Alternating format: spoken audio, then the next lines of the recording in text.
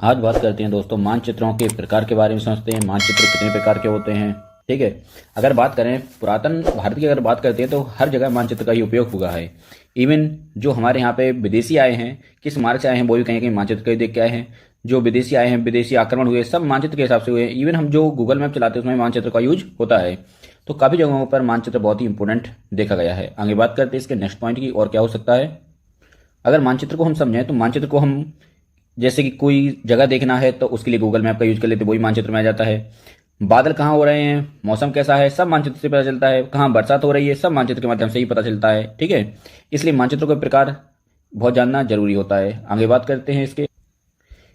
इसमें अगर बात करें कि मानचित्र का प्रकार, तो भारत जो मानचित्र के मुख्यतः 3 प्रकार होते हैं। कितने प्रकार होते हैं? 3 प्रकार होते हैं। कौन कौन से होते हैं? एक होता है फिजिकल मैप, जो भौतिक मानचित्र कहलाता है। दूसरा होता है पॉलिटिकल मैप, जो राजनीतिक मानचित्र कहलाता है। तीसरा होता है थेमेटिक मैप, जो विषयगत मानचित्र होते हैं। ठीक है, अब इनको एक एक करके समझते हैं, जानते हैं इनके बारे में। अगर बात करते हैं फिजिकल मैप के बारे में, भौतिक मानचित्र के बारे में, तो भौतिक मानचित्र एक ऐसा मानचित्र है जिससे देश या विश्व की भौगोलिक विशेषताएं दर्शाई जाती हैं। ठीक है, जैसे कि कहाँ पर जंगल है, ठीक है, तो जंगल के माध्यम से ही पता चल जाता है। कहाँ पर नदी है, जल भरा हुआ है, वो भी इसके माध्यम से पता चल जाता है। कहाँ पर पहाड़ हैं, पठार हैं, वो भी सभी इसी मैप के माध्यम से पता चल जाता है। ठीक है, और भी देखते हैं। और यह मैप हमारी जो रेगिस्तान है उनको भी अच्छे से बता देता है। ठीक है, रेगिस्तान कौन से कहाँ पे, सब मैप वाइज ही पता चल जाता है। ठीक है, आगे इसमें मैदान भी आ जाते हैं कि कौन सा कहाँ पे मैदान है, पठार है, ये सब नदी नाले हैं, सब पता चल जाता है। और यह हमें जो हमारे जितने भी महासागर हैं उनके बारे में भी सभी पूरी संपूर्ण जानकारी हमें मैप के माध्यम से ही पता चलती है।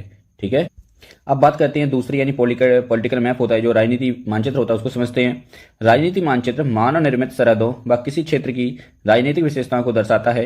इन विशेषताओं में देश, राज्य, प्रांत, शहर, कस्बे, प्रमुख राजमार्ग और उपमार्ग और जल संरचनाएं शामिल हो सकती हैं। ठीक है, ये सभी हमारा पॉलिटिकल मैप की जो सीमाएं हैं, बॉर्डर हैं, उनको बताता है। जैसे कि मान लो राजस्थान लगा हुआ है, तो राजस्थान हमारा यहाँ पे पाकिस्तान लगा हुआ, तो उसकी अंतर्राष्ट्रीय सीमा कैसी है, इन और भारत के अंदर ही किन किन राज्यों से वो टच करता है। ठीक है, जैसे मान लो यहाँ पे सिक्किम है, तो सिक्किम हमारा नेपाल से, ऊपर हमारा तिब्बत से टच होता है, तो अंतर्राष्ट्रीय सीमा को भी दर्शाता है। तो सभी हमारा जो पॉलिटिकली मैप है उसके माध्यम से इसको हम जान सकते हैं और समझ सकते हैं।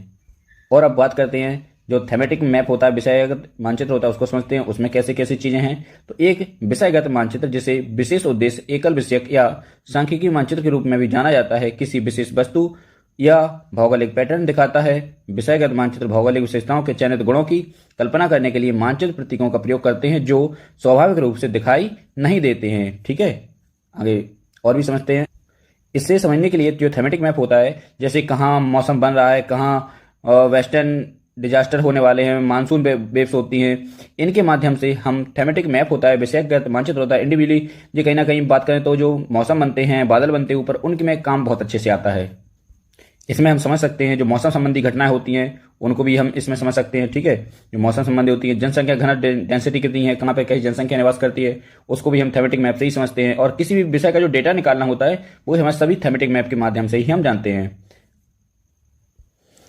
आई होप, आशा करता हूं कि आपको यह वीडियो अच्छा लगा होगा। अगर अच्छा लगा है वीडियो तो आपके जितने भी फ्रेंड सर्कल हैं उनमें जरूर इसको फॉरवर्ड करें, क्योंकि जब तक लाइक, कमेंट्स और शेयर नहीं आएगा तब तक वीडियो बनाने का कोई मतलब नहीं रहता है। ठीक है, इसलिए मैं भी चाहता हूं कि आप लोग इस वीडियो को ज़्यादा से ज़्यादा शेयर करें और लाइक, कमेंट्स फॉलो करें।